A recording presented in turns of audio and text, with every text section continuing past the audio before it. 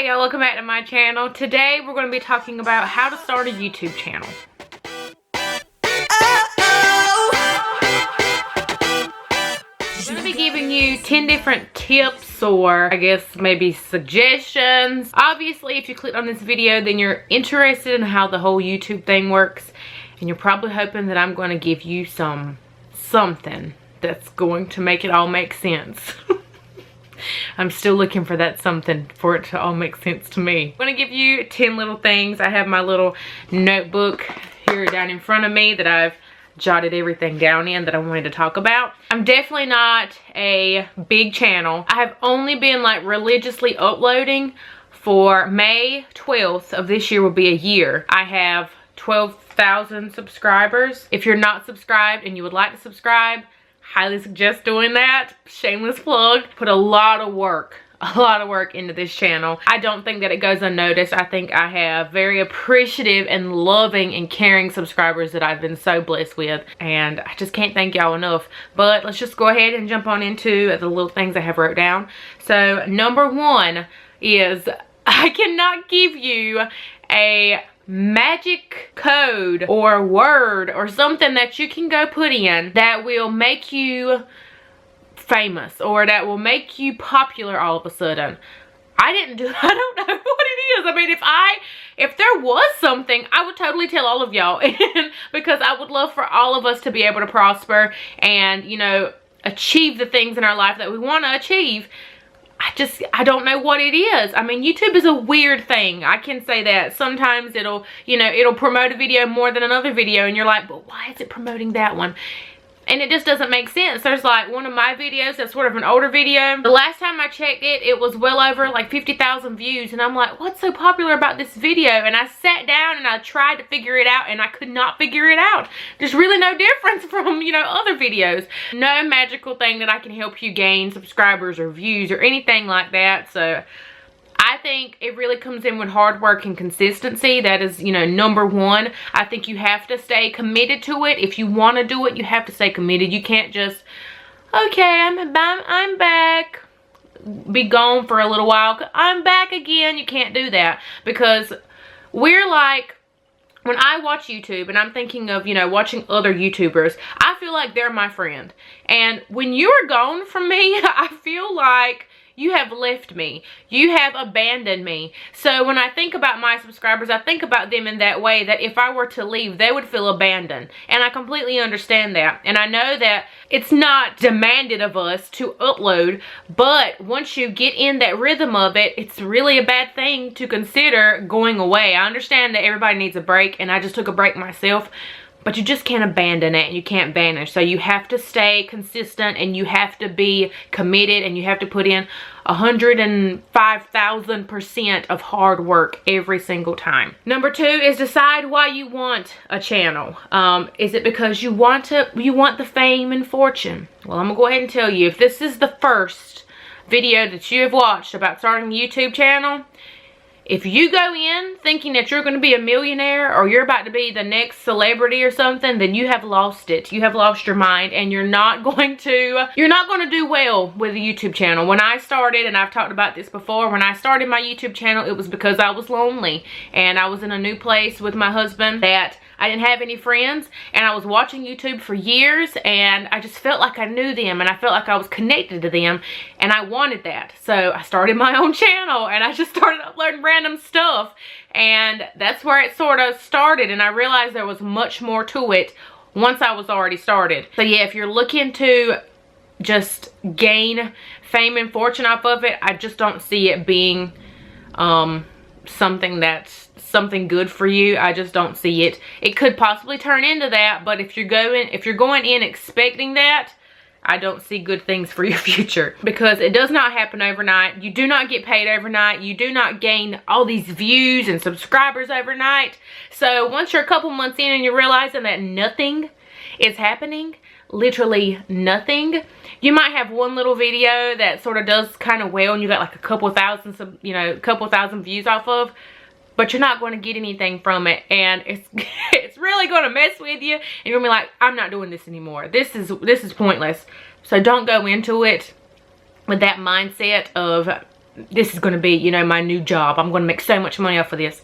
Don't do that. Number 3, do your research. I highly suggest this. If you want to go into it and be knowledgeable of the whole YouTube world and Google and all of that and how all of this works, do your research. I have a visitor.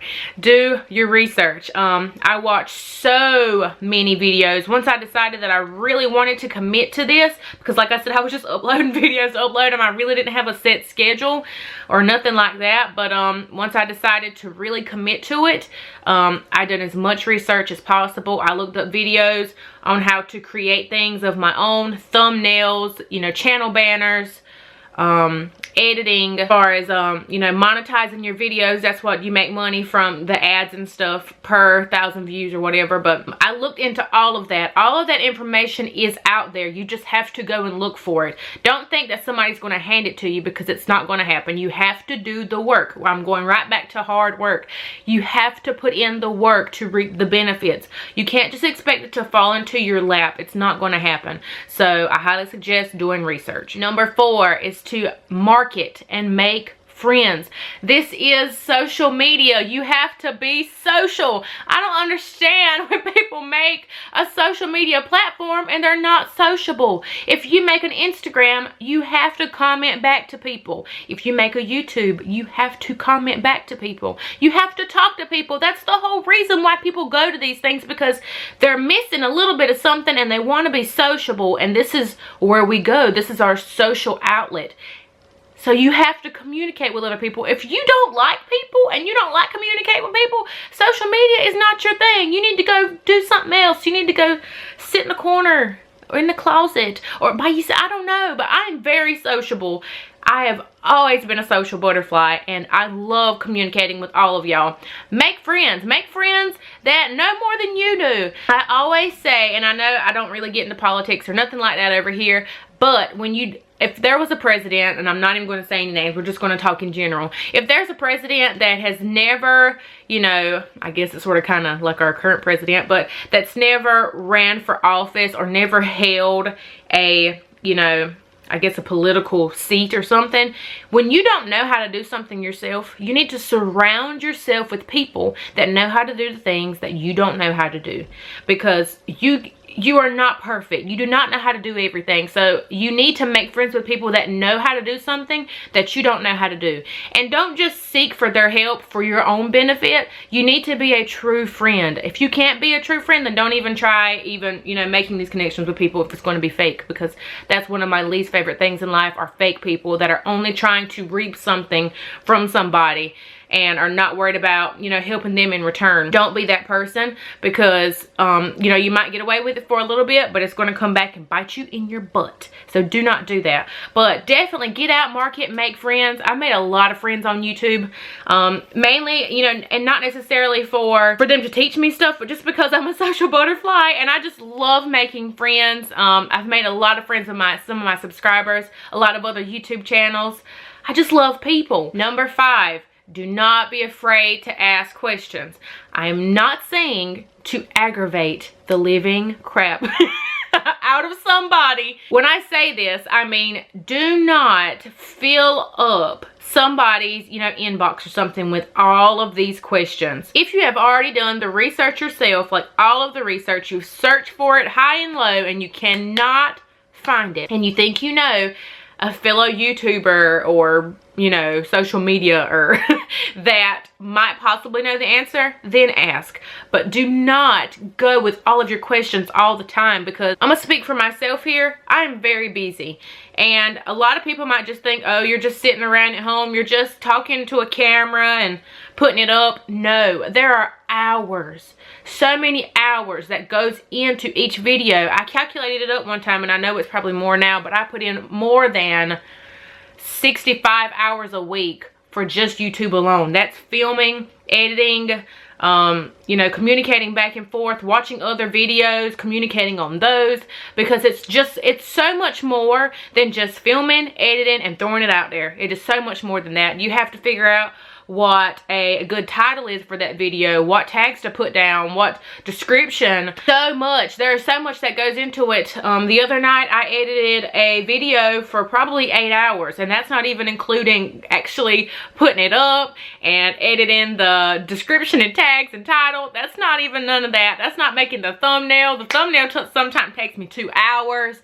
I mean, there's so much time we put into this. So when you are constantly asking somebody all these questions and they have all this stuff going on besides their everyday lives, it gets a little annoying. You have to think, you have to put yourself in that situation. I always do that, and I'm like, would I be annoyed if somebody were to ask me this question that I'm about to ask somebody else? Like, would this aggravate me? I always think about myself. Look at what would I do in that situation? And if it's yes, then don't do it. I mean, really try for yourself. Don't try to let somebody else do all the work for you. Put in work yourself, and if you just cannot seem to get it, then ask for help. Don't be afraid to ask for help, especially once you've made friends, once you've made unbreakable bonds with people and you're just so close-knit. Most of the time it doesn't even matter what you ask them, because you're just really good friends and they just love you and they're willing to help you. But when you really don't know somebody and you're just constantly asking them stuff, don't do that. Don't do that. Number 6. This sort of kind of goes in with the last one, and it is collaboration. I'm going to say this. I watched Style Mom's YouTube video and she hit the nail on the head. She said exactly what I wanted to say. And y'all know that I tell it like it is over here, and I know that's why y'all come over, because you respect the fact that I keep it real. Do not take this personally. If you are one of them that has asked, do not take this personally.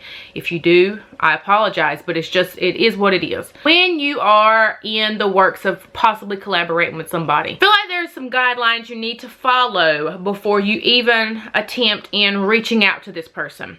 Number 1, do your channels have anything alike whatsoever? Number 2, will you both benefit from this? Is this going to be something that both your subscribers are going to benefit from, as well as you as the channel content creator? Will you both benefit from it? And 3, do you put in the same level of attention and detail as the other person does? So number 1 was, do you have anything in common? If your channel is about gaming, and then this channel is a lifestyle channel that vlogs and cooks and cleans, the likelihood of you finding something, or the likelihood of your audience coming from the same community, is highly unlikely. So it's not going to be a good collaboration for the both of you. In fact, it might upset the subscribers some, because they come to you for this specific content, and you're collaborating with somebody that has absolutely nothing to do with what you're putting out there. I just think it's a bad idea. And number 2, benefiting. When people collab, there's 2 different kinds of, I guess, collabing things. One is you're just really good friends and you just love collaborating with each other because you just love one another and you love the ideas that you have. I do a lot of those kind of collaborations. 2 is benefiting from it, and it's a smart business move for a collaboration. I love those kind of collaborations because there are situations where a certain channel, you know, puts all of this hard work into all of their stuff, and they're just not getting the views that they deserve. I see so many channels and I'm like, why does this person not have more views and more subscribers? Like, this is top-notch stuff, and it's just that they just haven't been discovered yet. And that's the beauty of a collaboration, because you can introduce that person to your audience, and they're hooked like that. That's where I come in with the whole benefiting thing. And I also will mention, if you have 100 subscribers and the person you are reaching out to has 20,000 subscribers, who do you think is going to benefit in that way? And I'm not trying to be ugly about it, but let's be honest. The 100 subscriber person is going to benefit more from the person with the more subscriber count, just because there's more eyeballs watching that channel. And it's not fair for the 20,000 subscriber person, just because they're putting so much effort into it from that collaboration, and they're not going to be gaining anything on your end. They could gain those 100 people, but I mean, those 100 people might already be subscribe to them. When you're out trying to contact people about collaborating, try to stay in the same area. If I reach out to somebody, I'm not going to reach out to somebody that has 500,000 subscribers and like, will you pretty please? No. For one, do not beg. Do not beg for somebody to collaborate with you. Nobody wants a beggar. We want a hard worker, and we want somebody that's professional and that, you know, looks at YouTube in the same way that we look at it. And that brings me to 3 is level of detail. If you are reaching out to somebody that puts in 60 hours a week on YouTube, their branding is on point, they spend so much time editing, you know, marketing it, you know, networking, getting their video out there for people to see. If they spend all that time in their video and you just throw something out there and you don't put hardly any effort in it, you don't make a thumbnail, you don't comment back to people, you don't need to collaborate. You just don't, because this person's putting all this work in and you're not doing anything at all. You're just throwing stuff out there. So do not collaborate, because that's not going to be a good collaboration, because those subscribers are used to socializing with that content creator, and on yours it's like they're talking to a wall because you're not communicating with them, and they're used to that amount of detail, and then coming over to you, they're not getting that. So that was the last thing for collaborating. Number 7 is sponsored content. I know this is a wishy-washy thing on YouTube, but let me go ahead and tell you, I love a sponsored video. Not just for myself, but when I see somebody else getting a sponsored video. And it's because we put so much effort, and you gotta realize you don't start getting sponsored proposals from the very beginning. You have worked your butt off to get to a certain point, and now you're getting these emails and messages from these companies, and you're like, they know me, like they noticed me, they watch my channel, they have looked at all the hard work I've put into it, and they want to send me something, they want to pay me to talk about this product. Yes, there are some people out there that will just take whatever and will talk about anything, regardless if it sucks, if they like it, if they love it. They're just going to talk about it because they're all about the coins. But there are some awesome people out there that will honestly give their review, or they won't even accept it at all because they don't like it. If y'all know the amount of emails I get at least 2 emails a day. I go through it, I look at it, I'll go to the links that they attach to see if I would even be interested in it. If I'm not interested in it, I know y'all's not going to be interested in it, and I just keep it moving. I'll go ahead and I'll reply back and tell them I'm not interested. Have a beautiful and blessed day and keep it moving. I understand that some of you are just, you're like, oh, you're all about sponsored videos now. Well, guys, you have to realize all of the time that we put into these videos, when somebody offers us to pay for that video, that is amazing. You do not make much money off of views. You will sometimes make quite a bit of money off of a sponsored video. So when all of our time and effort is finally being paid for, you know, why be upset about somebody that you love? Because when you start following these people on YouTube, you feel so close to them, and you feel like, you know, they're part of your family, and you love them and you care about them. So why be mad or jealous, for lack of a better word, of their accomplishments? They've worked so hard, and companies are reaching out to them to offer them compensation for their hard work. Stop getting on them about it. Obviously, you know, there are some people that, like I said, that will do sponsored content for the wrong reasons, but there are still good people out there that will only show stuff that they actually genuinely love. I'm one of them. Yeah, just be happy for them. Congratulate them on a sponsored video. This is a big feat, because not only do you have to go through that, but you have to go back and forth with the company to figure out exactly what you want to do. And then they got to watch your video first to make sure that, 1, they approve of it, and then 2, that they like it and they think that it's going to, you know, benefit them. And if they don't like it, you got to start over from scratch. There's a lot of work that goes into these videos. So when all these little negative Nancy's try to pop up in the comment area, don't do that. That's just ugly. Number 8, getting paid. So this is probably the biggest question when it comes to YouTube channels. And I wish I completely understood it. I don't. I'm not the one to ask about getting paid. Have I gotten paid? Yes, I am now at the point to where I get paid every month. And that is because I put a lot of work into my videos. I promote them as much as possible on Instagram, Snapchat, Twitter, Facebook. I literally promote it as much as I possibly can. I put up at least 3 videos every week. I do know that you get paid for every 1,000 monetized views. Monetized views. Monetization just means that there's going to be ads running on your videos, and that is where the money comes from. Obviously, the companies give money to Google and then somehow it transpires to you how many every time somebody looks at it. Like I said, I don't know the whole logistics of it, but I do know that you have to create an AdSense account. You can, like I said, when I mentioned research, this is something that you really need to research if you are wanting to know about that part of YouTube, because I don't understand it, and I just know that I get paid for it. I'm not going to tell you how much I've gotten paid. I would tell you though that you have to make $100 before they will pay you. There is a threshold, and I was stuck at like $40 for months and months and months. I didn't get my first check until I was uploaded. My first video that I uploaded was in November. Like I said, I didn't know what I was doing. November 2015. I did not get a check until I think August of 2016. That's how long it took me to make $100. So don't think that I'm just over here making the big bucks and I can just, no, that's not happening. So that's not going to happen. I mean, maybe eventually it will, and you know, if that's what God has in my future, then I'm super excited about it. But if he's got something else, I'm super excited about that too. So that's that. Number 9, just be yourself. This should have been number 1. I mean, it really should have been number 1, because I feel like people get on YouTube and they watch other YouTubers and they're like, okay, she's got 2 million subscribers, so I need to sit exactly how she sits.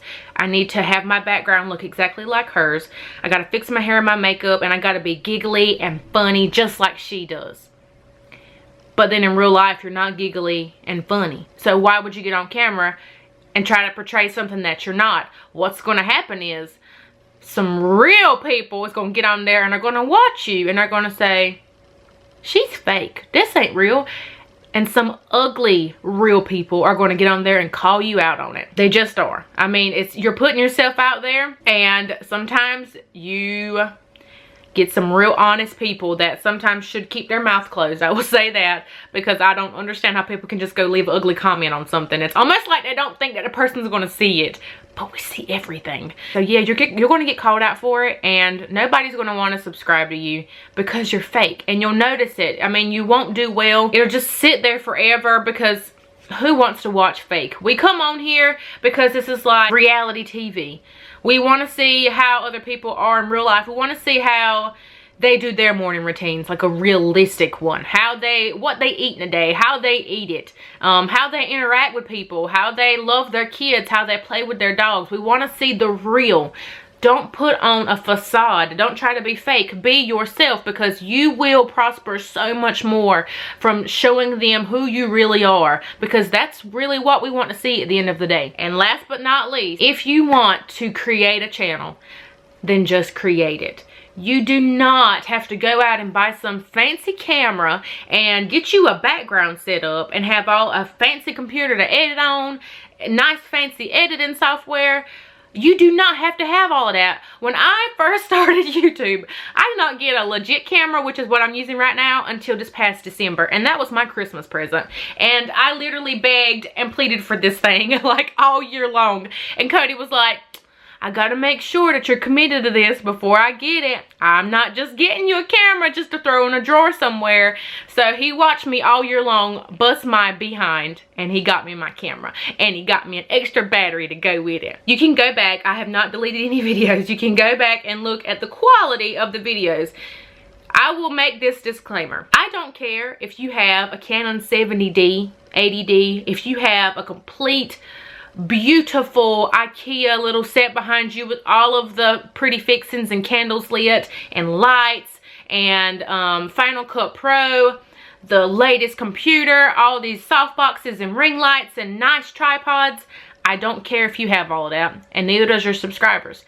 If you have a poor personality and you are not nice and you are not friendly and you're not creative, I don't care what kind of equipment you have, you're not going to do well. Nobody's going to like you just because of the stuff that you have and the stuff that you use. That's not going to happen. They like your channel for you. So it doesn't matter what you start off with. I started using my iPad, my little roll-in salon cart thing that I put all my stuff in, and I would prop up my iPad just right because that cart was the right height for it. And I would prop it up and I would sit in front of a window. I still sit in front of windows now. And I would prop it up, and that's how I would film, because I could literally see myself on the front camera. Of course the front camera sucks. sucks. Your back camera is always so much better than your front camera. So then I started using my iPhone.